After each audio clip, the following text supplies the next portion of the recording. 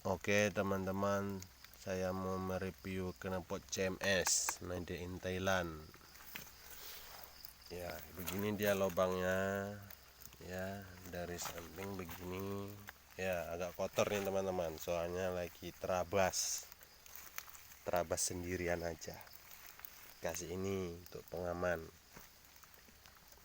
Tuh, penampilannya begini. Ini dia tanda kalau Purbalingga, dia itu ada sambungannya di sini. Ini saya kasih lem biar enggak bocor. Suaranya kita coba.